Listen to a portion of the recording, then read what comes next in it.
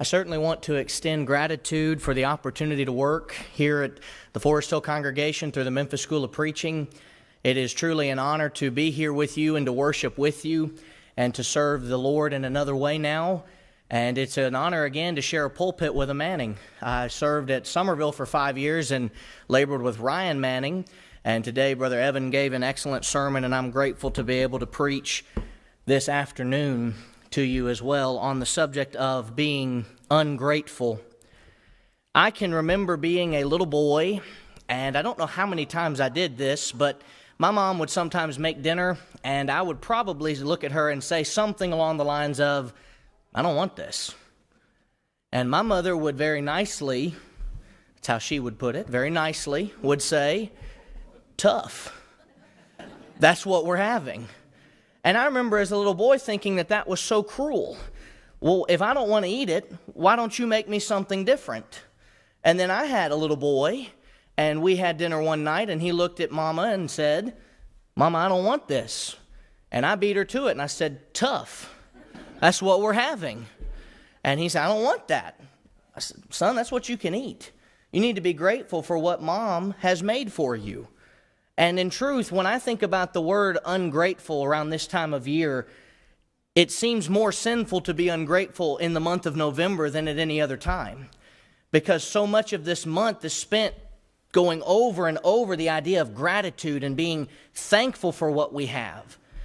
And in truth, so many of us, as Brother Evan mentioned in his sermon this morning, spent most of this last week and weekend eating and just having so much of an abundance of food and blessings that God has given us.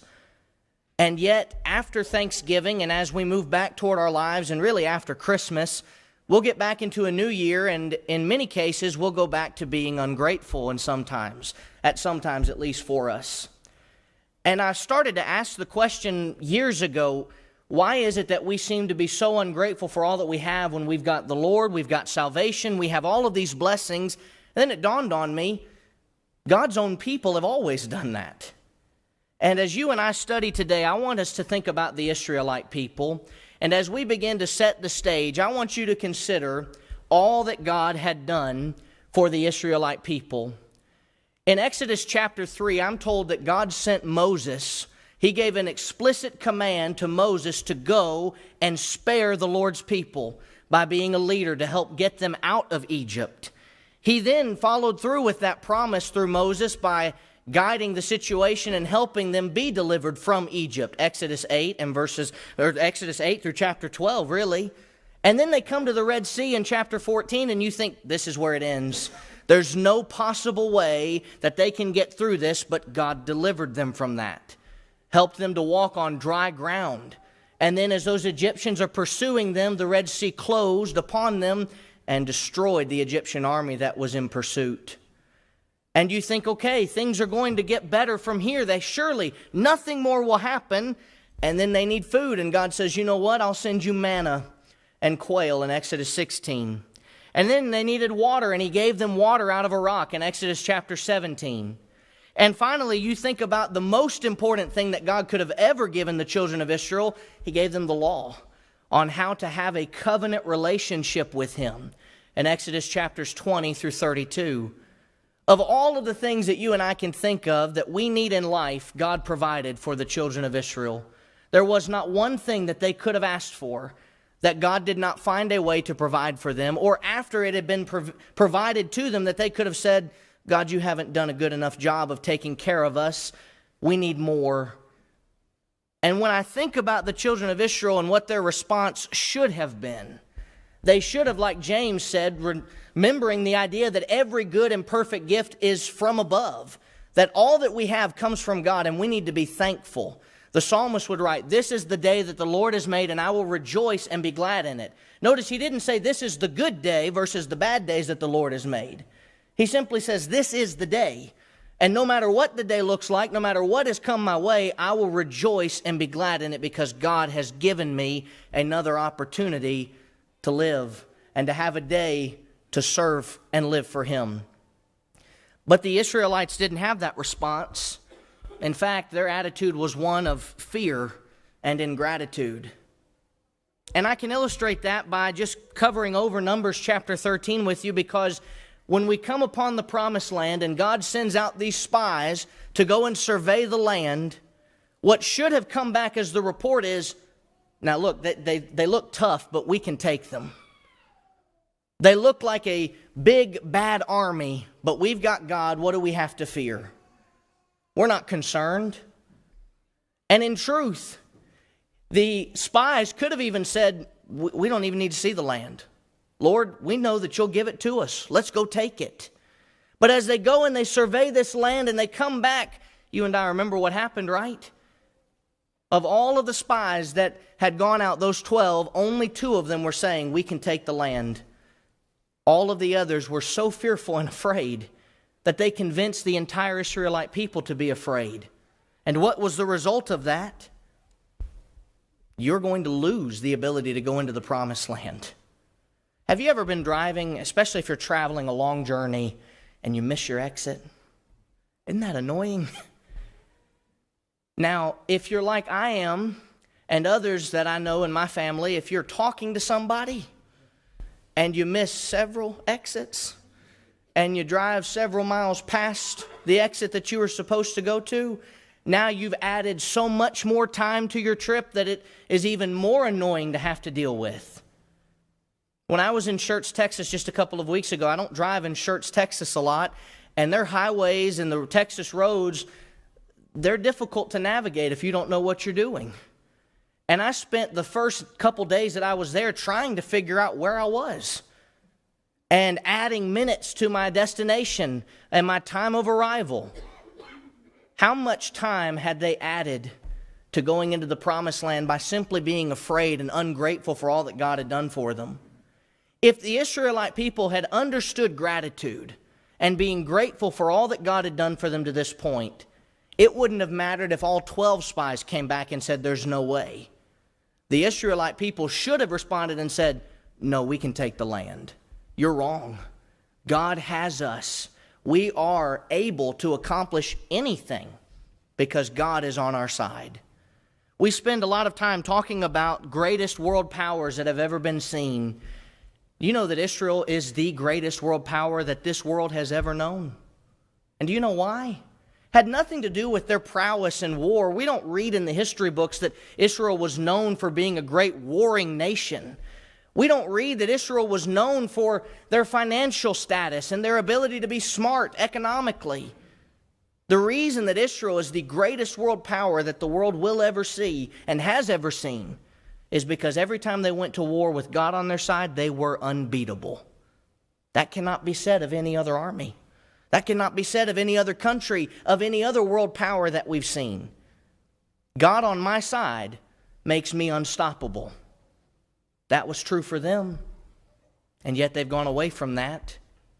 And in truth, so many other nations have done the same thing, and the reason so many problems come about our country, our world, is because we neglect to realize who will sustain us and who will see us through. And we become fearful and ungrateful. And the whole time God has to be thinking, but I can sustain you. I can take care of you. Don't be afraid. Don't be ungrateful. Have you not seen all that I've done to this point? You don't think I can take you a little bit further? And you want to think about the Israelite people as that being the only time that they really let their fear and ingratitude get the best of them, but it'd be wrong. As you and I think about God giving them the land that they had been able to pursue, and they had gone up to this point, right at the threshold, everything that they needed, but they're afraid of the people. For what? What was different between them and the Egyptians who had them? They were like giants in the land. I find it interesting that a man after God's own heart sometime later would look at an actual giant and say, I'm not scared of you. I'm not afraid of what you're saying. Because I come to you in the name of the Lord. I'm not afraid of anything that you're going to say or possibly do to me, because you cannot beat me. Because God is on my side. And if the Israelite people had trusted in God, they would have taken the land then. But this is not the only time that we find these Israelites being ungrateful.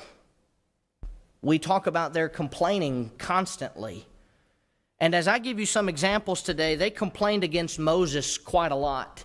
On one occasion, they told Moses to leave them alone.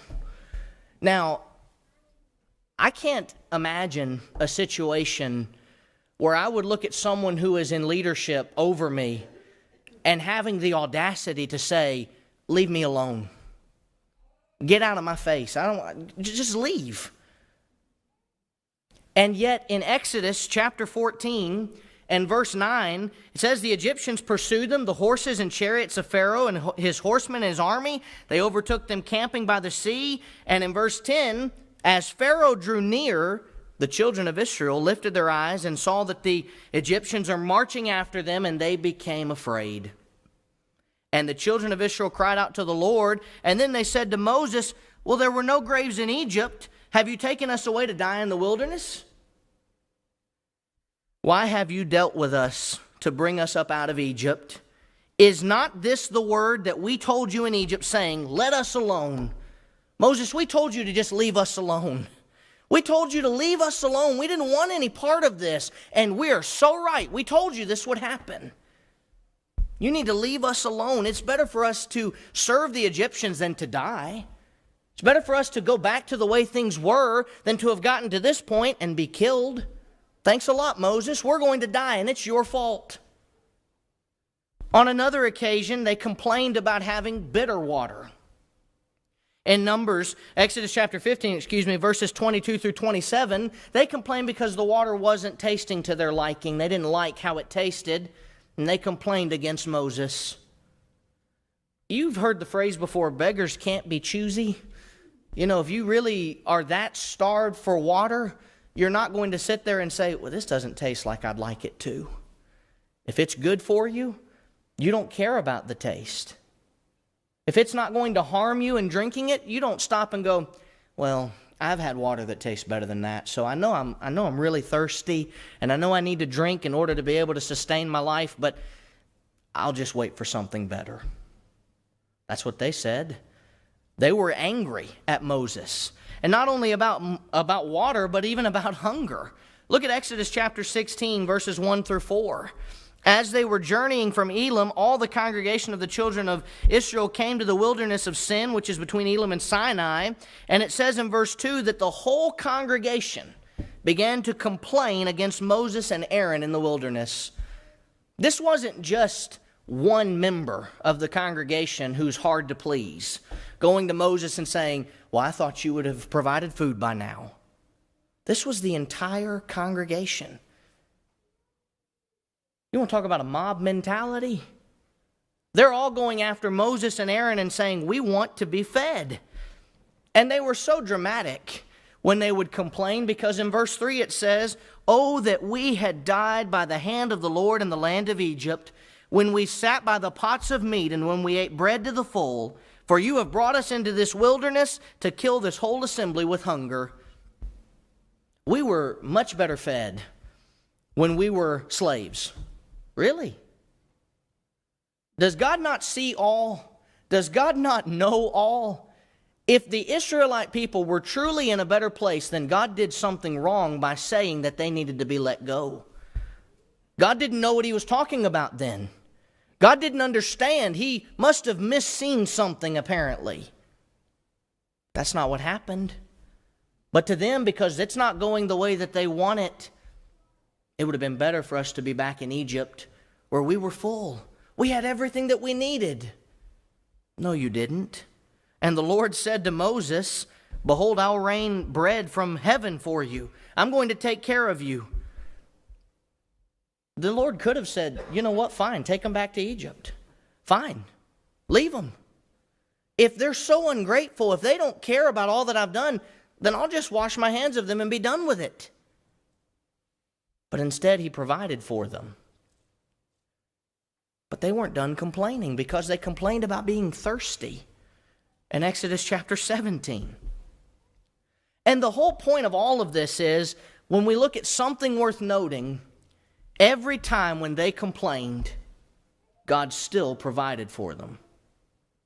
Do you know how much love that has to take? Because I've got a 4-year-old, I love him dearly, but he can nag you better than anybody. He got that from his mama, okay? No, he probably got it from me. And I hear him all the time ask me questions over and over and over again. And I'm at a point sometimes where I say, son, just stop talking for a little while. Enough. That's it. Don't say another word. And then I read about God, where all of these people are complaining time after time, and God still provides. And to think of the love that has to take, when you're being basically questioned as a unloving God, when your leader that you have set to lead these people out, and Moses and Aaron are being tasked with not being good leaders because they took them out of a land where they were taken care of, and now they're in a place where they are perishing with hunger and thirst, and they don't have the water that they want. And for God to still say, I'll take care of you, that takes a lot of love. And as you and I think about making this apply for us today, I can tell you with certainty, I have been like the Israelites before. I have sometimes been so ungrateful for all that I have, because I don't have that.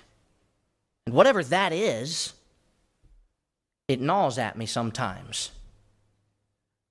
And I think that my life will be so much better if I could just get that.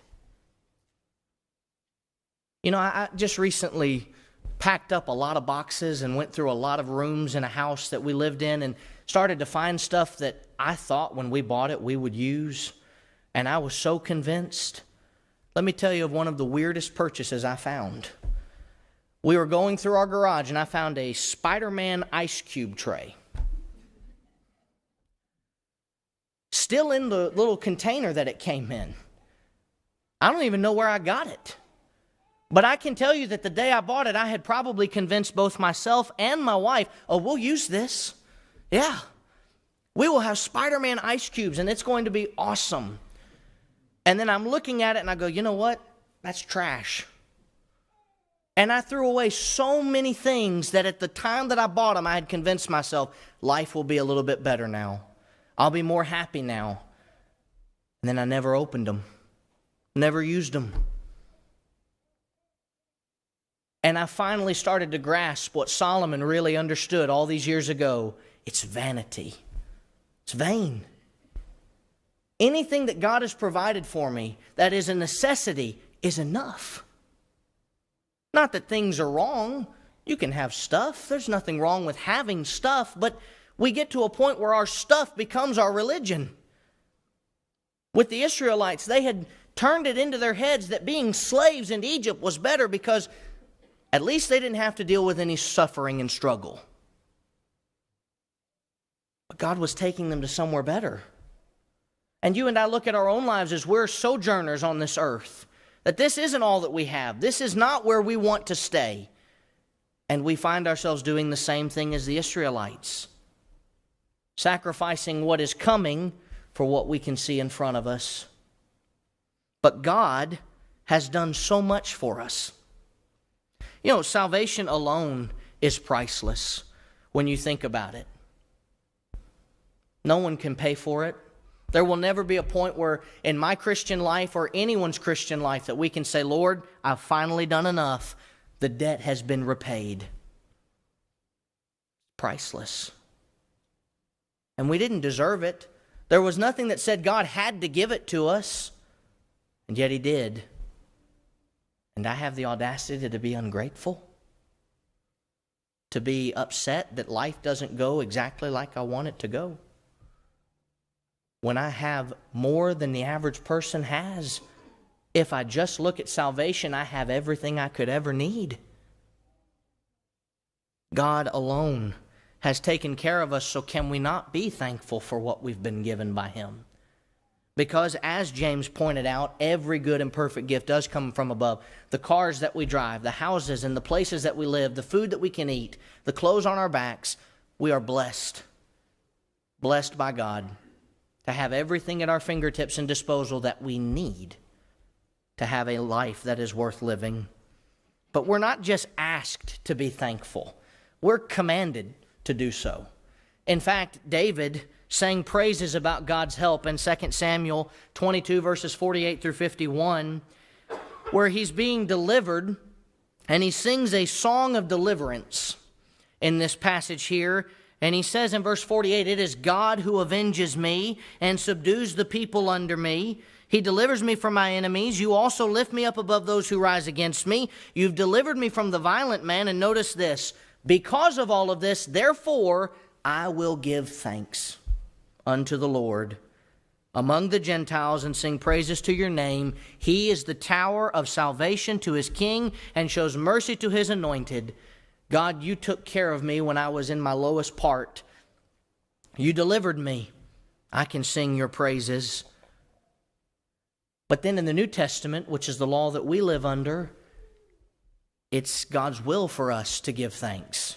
In 1 Thessalonians 5, 16 through 18, we're told of these little small statements that are so important for the Christian to have in the back of their mind at all times. "Rejoice always. Pray without ceasing. In everything give thanks." Why? "For this is the will of God in Christ Jesus for you." When you're tempted, when you're struggling, give thanks. That's what James wrote to those 12 tribes which were scattered abroad. Give thanks when temptation comes upon you, that it worketh patience within you, that you can have the opportunity to overcome what has come your way. You can make it through. And because of all that God has done in redeeming us from sin, I can be thankful. How could I not? But finally this afternoon, the question shifts to, are we grateful or are we like the Israelites?